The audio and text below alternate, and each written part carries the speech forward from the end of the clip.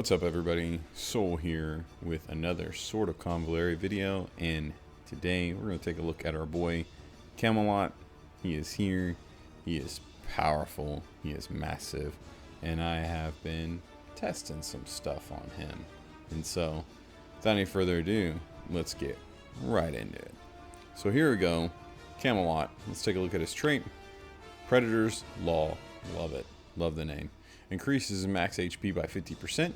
And it decreases the percentage damage taken, by 35%. Ignores block, generates 20% lifesteal, and gains toughness. At the start of the battle, he adds 15% of his HP to his physical attack, and gains an additional skill, Declaration Conquest. So that's a pretty massive skill right there. So it's an instant attack that's designated area, it does 30% AoE damage, and after attacking, it inflicts 6 stacks of cohesion, and then on the target for 2 turns. And then the character gains disdain for 4 turns and a physical shield equal to 30% of his HP. That's a lot. Cohesion. It's a debuff, and when attacking, Camelot reduces the character's attack. When attacked by Camelot, it reduces the character's defense by 1% of Camelot's max HP, stackable up to 6 times. When attacking or being attacked by the Union characters, the reduction equals a 0.5% of Camelot's max HP. So much to unpack there.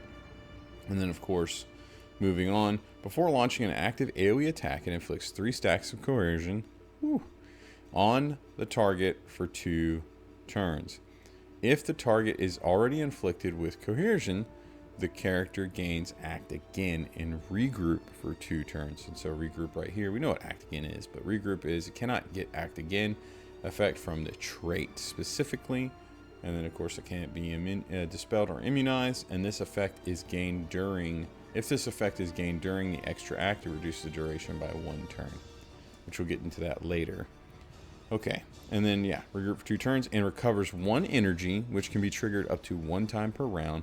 After the first active AoE attack each round, gains a physical shield equal to 20% HP. Woo! And then of course there's that disdain. We gotta read that. That's a buff. It increases your damage by 10% against targets with coercion. If the target has 6 stacks of coercion, it increases damage by 30%.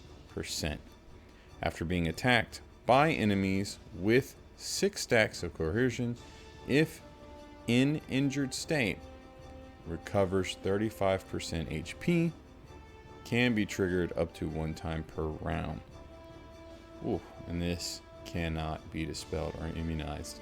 So much going on in this trait. It's massive. Massive. When I did my character rating and right up on him, 20 points, which is a huge amount of points for a character, came directly out of his trait alone, without taking any other abilities into consideration. It's so massive. It's unbelievable. So let's go through the levels. So as we can see here at level 1, we have that increased HP at 30%, decreased damage taken by 15%. Of course, we get that ignore block, then 20% HP, of lifesteal. And then at the start of the battle, he adds 9% of his HP to his attack. And then that regroup lasts for 4 turns. And then he gets 10% of his HP as a physical shield with no energy pulled back. At 2 stars, we see that it's increased, where now his max HP is 40%. Damage taken is now 25%. The life still stays the same. And then the start of the battle, he adds 12% instead of 9 to his HP. And then we can see down here that the rest remains the same, with the regroup 4 turns, and then of course the physical shield 10% HP. And then we see a slight boost down here, and the 3-star, where he now, everything's the same up here, by the way, where now he's the regroup for 3 turns instead. So that's a nice difference. And then also he's inflicting 2 stacks of cohesion instead of just 1. And then at 4 stars, that's where we see the big break in his HP. Increases his HP by 50%. Damage taken reduced by 35% instead of 25%. Life still remains the same. And then, of course, now he's getting that 15% instead of 12. And then, he's still doing 2 stacks coercion, still 3 turns from the regroup. However, he's now getting 20% HP from the shield. And then, of course, at 5 stars, everything kind of just goes a little bit crazy in that we see He's now getting that 15% still, but we get 3 stacks of cohesion. And then he's now gotten only 2 turns on the regroup. He recovers 1 energy, which is really, really nice. So that's the big change right there where it goes crazy, is now the regroups drop down to 2 turns, which is a big deal, in my opinion. And then he gets that 1 energy back. However, if you're being a little conservative, you don't want to take him all the way to 5 stars, I don't blame you. You take him to 4 stars, you actually be pretty decent, but my assessment is to go ahead and take him all the way up to 5 stars. With that said, let's take a look at his innate ability, which is Unstoppable Force. No energy cost, 2 turn cooldown, physical damage, charges, dealing 120% AoE damage to all enemies within 1 tile of the target, and before attacking, it inflicts no resolve for 2 turns. Really, really decent skill right there, and great gap closer, decent damage, love the charge, and then of course to negate resolve can be really useful, a lot of utility in that. Now let's take a look at the ranks. Here at rank 1 on the right, you've got shield. At the start of the battle, you gain a physical shield with a value up to 15% of HP, and this effect cannot be dispelled.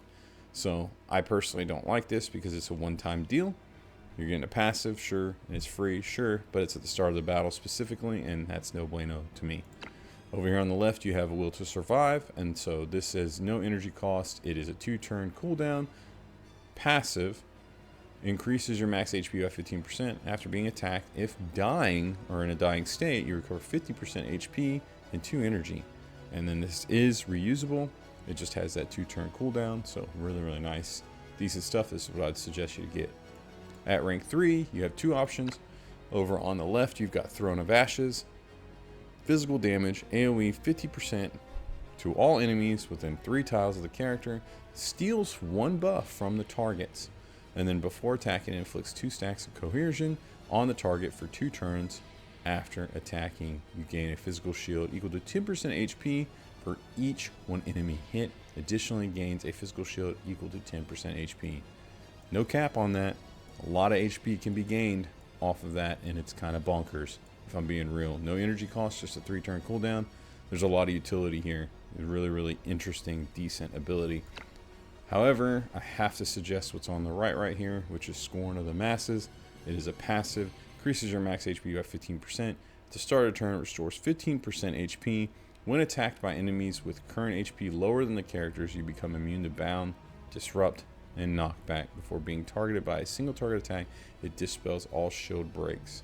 And so I'm suggesting this because of that nice HP boost, and then of course that nice HP recovery at the start of each turn.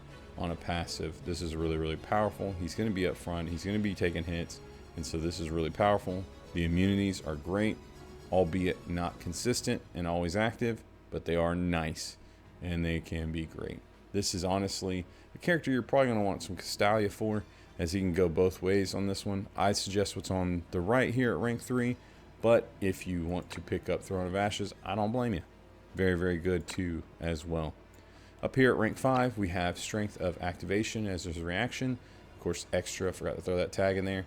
And that's healing received is increased by 30%. When healed, he gains damage up 3 for 1 turn.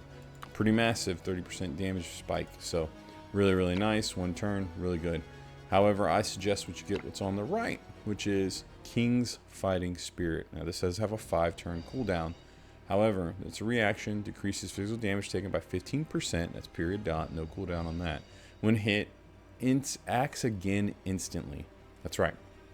When hit, acts again instantly. And it says right here, greatly increases the character's speed. If already acted in the round, gains extra act. Otherwise gains act again. Speed returns to normal after any effect triggers. That's massive. That's massive. 1 round can have 3 acts. Really, really powerful. Recovers 30% HP and dispels all debuffs from the character. Of course, this has a 5-turn cooldown. Really good reaction. Highly suggest you pick it up, in my opinion. Up here at rank 7, you have his aura on the left, Proud Lion Heart. This is his leadership aura. I'm going to skip over the basic 10-20. However, if healthy, increases your damage by 10%. If their physical shield is greater than 30% of HP, additionally increases attack by 10%. So really nice damage boost for being hardy and defensive. So put someone in your team like Fallen, and suddenly you're doing lots of extra damage for having the great support. Really, really nice stuff right there. I can say with great confidence this is a Castalia. You're going to want this one.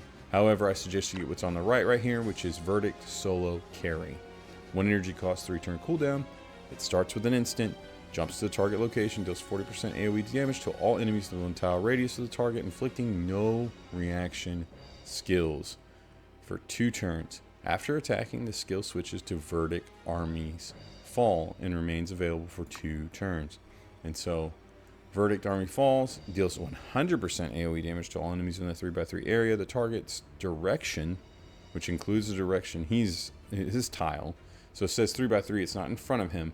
It's adjacent to him and then onward. So it's technically like 2x3, but it does hit the enemies right next to him. It's an axe, whatever. But anyways, inflicts Isolate for 2 turns. After attacking, the skill switches to Verdict World Conquest. And so Verdict World Conquest, physical damage, jumps to the target location and deals 170% AoE damage to all enemies within 3 tiles of the target. Decreases skill multiplier by 15% for each 1 additional enemy hit to a minimum of 110%. Skill multiplier is fixed at 170% to targets with 6 stacks of cohesion. It inflicts stun on the target for 1 tile radius in the center of 1 turn. Center for 1 turn. After attacking, the skill switches to Verdict Solo Carry again, which is the original instant. So, long story boring. We've seen this on August, where he has a skill, it goes out, it's an instant, procs another skill, and then procs another skill. This is phenomenal. He does it, and arguably does it better. I don't know. I'll let you decide. It's an opinion, but this is very much August-esque, and it's very useful. I love that he's able to jump and move around, and his damage is massive. Massive. The stuns are massive. It's also good. It's also good. And then he's debuffing while doing it. And then, of course, up here at rank 9, on the left, you've got Invigorating Strike. It's a basic attack. Deals 100% physical damage. And, of course, you recover 1 energy. Nothing wrong with that. If you like that, you love it, and you want it, suggest it, go get it. I suggest what's over here on the right, which is his unique basic attack, which is called Crushing. Deals 120% AoE damage to all enemies in a 3x2 area, the target direction, knocking back the first enemy in each column by 1 tile, decreasing the skill multiplier by 15% for each 1 additional enemy hit to a minimum of 90%. Skill multiplier is fixed at 120% to targets with 6 stacks of cohesion. So if they got that cohesion debuff on them up to 6 stacks, it's doing 120 no matter how many it's hitting. Really nice stuff, really good stuff, which of course has an old incentive. His whole kit caboodle is hitting lots of people all at once, so works out pretty daggum well in my opinion. Of course, moving up here at rank 11, as you see, I haven't made a decision. Definitely a tough one. On the right, you have Blazing Scourge, physical damage, deals 85% AoE damage to all enemies in 3 tile radius of the character, inflicting no healing received and physical defense down 2. And for 2 turns, 2 energy cost, 3 turn cooldown, massive AoE, no healing, really, really nice, useful. Definitely can go either way. Up here on the left side, you've got Knight's Glory Extra, 4 turn cooldown. Support instant grants attack 2 to all allies in 2 tiles for 2 turns, and then for Union allies, it additionally grants a physical shield equal to 30% HP for 2 turns, which really goes well with that aura, granting that bonus effect, blah, blah, blah. This is really, really good if you're using Union units with him. Definitely has a lot of utility. We've seen Knight's Glory on other characters, but he's doing it in AoE form. Really, really good stuff there. So tough choice between these two. I'll leave it up to you. Both of them have great utility and great use, all depending. So Knight's Glory is what I'd suggest if you have Union units and you're using him with them. If you don't, and you're maybe wanting to take away that healing received, which is a big deal in some fights, and you want to put an extra debuff, AoE defense down, that Blazing Scourge can definitely serve a purpose. Otherwise, these two are really extra abilities that you're not going to be really using primarily. You might just want to go for that stat, but guess what? It's the same either way if that's what you're thinking. So it's up to you what skill you choose. Now let's take a look at the build. So there's really only one build you're going to use on Camelot, in my opinion, which is just damage. He's got so much innate bulk built into him. You just want to run your damage, do it well, and he's going to slaughter. For me, I love to run Crushing as his basic attack, King's Fighting Spirit as his reaction, Verdict solo carry. I love that passive, Scorn of the Masses, and then Proud Lionheart with that trait. Absolutely love it. Really good stuff. That aura, I mean, if you're not running a team that benefits from this, by all means switch it up. But for me, I love this on him. He will benefit from it himself. And then, of course, if you got other union characters, they benefit from it as well, too, and whatnot. And this really helps maximize his damage. If you want to interchange it, there's nothing wrong with throwing in like Throne of Ashes, whatever you choose. But for me, that aura does a lot for him. I mean, clearly it's built for him. So I really like this a lot on him. And then, of course, for his weapon, his signature weapon comes in hard. It is, in my opinion, his best in slot. It increases his max HP by 20%. When the carrier grants physical shield to target or characters, it gains attack 2.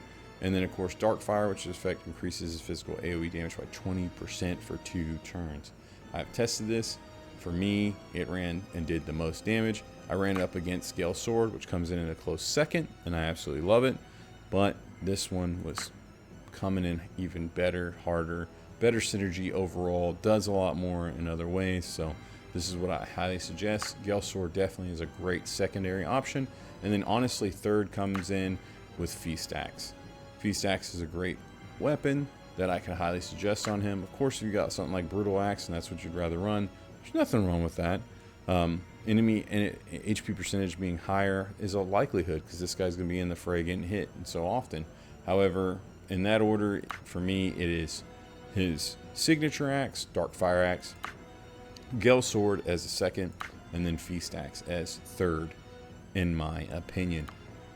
Moving over to the trinkets, I think Shield of Justice is outright his best trinket. He synergizes with shielding. You want the shields, you want the defense, he's taking the hits, you want the attack from the shield. He's creating his own shields anyways. This just synergizes with him so hard and so well, which it does with so many different characters, right? You always want this trinket, but for him especially.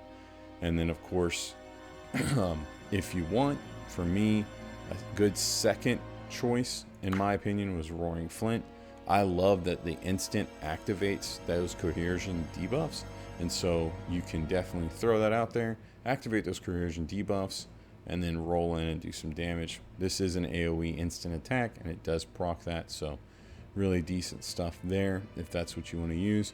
Past that, Origin Hourglass isn't a bad one. I'd suggest as a third option, or of course, you know, something different if you prefer it. It's really up to you, but Origin Hourglass for me is the third option.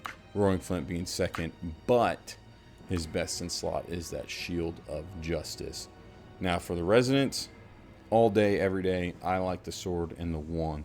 Bear in mind, I like running him with Coco, Tear, Credenza, and so on and so forth. You play it how you want, but Coco and Credenza are better for him, in my opinion, because they're reducing that cooldown on top of other effects. And so those two are really, really good supports for him. And so he gets that cooldown kind of nullified and taken away. And so I think that can be really, really good on him.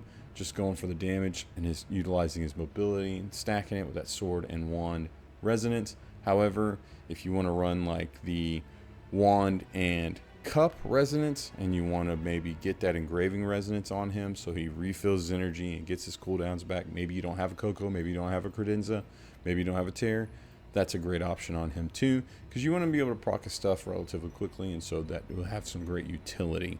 But sword and wand is what I'd suggest. And then for me, his outright best Tarot Whisper is the Dream of Magician. AoE damage, it's what he does, it's what he does great. And you want him to be able to do more of it, harder, better, faster, and this is coming through in that way, allowing him to do tons of great AoE damage. Dream Magician, it's goated. It's just goated as a Tarot Whisper for AoE characters. Past that, if you're not wanting to use Dream of Magician, there's nothing wrong with throwing on a Verdict of Justice. if you'd rather have that. Verdict Justice does a job with that crit rate and crit damage. And then, of course, a good, nice third is that wonderful Fool's Naivete. Of course, if you can get that hidden third effect, it'd be great. But yeah, Fool's Naivete does a great job boosting that HP. It does a lot for him. And so, yeah, this is definitely a decent option as well. But Dream of the Magician, absolutely best in slot, in my opinion. With that said, let's take a look at him in battle. And so I brought him with Coco and Fall In. I ended up not really using Fall In once I saw him rolling, but we'll go over that here in a minute. Once we get going, we're just going to step up. We're going to buff up with Coco and get ready. And then with him, we're just going to step up. Here we go. Get things going. Here comes the Verdict solo carry. Nice little big old slam. We get to act again.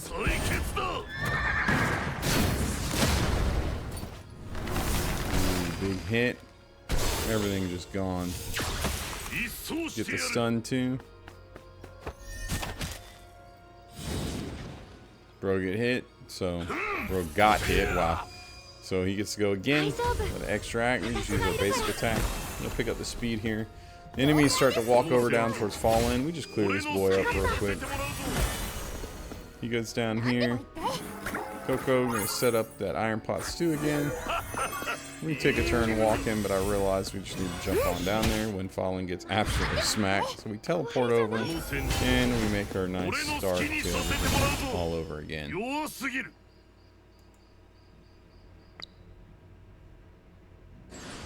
And so there you have it.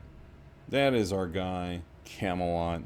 He is the new carry, as his ability implies. He is destroying content in this game. Absolutely slaying, wrecking, and just tearing it all up. This is a character you're going to absolutely want in your team and in your play. Meta has dictated he is here and to stay for quite a while. Probably not forever. Probably definitely not forever. DPS units get hit hard by power creep, but he definitely is here doing a job, and Meta wants him, and Meta's right on this. He is unbelievably powerful. He absolutely just is unbelievable. Let me show you real quick. So as you can see on your screen, here's our rating and evaluation of our boy Camelot. And so he's coming in with a 17.5 in physical damage, highest so far in the game by our ratings.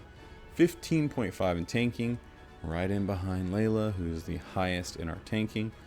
8.5 in healing, 0 in magic damage, 12 in buffs, which is massive, 14 in debuffs, which is massive, and then 12 in utility, which is great.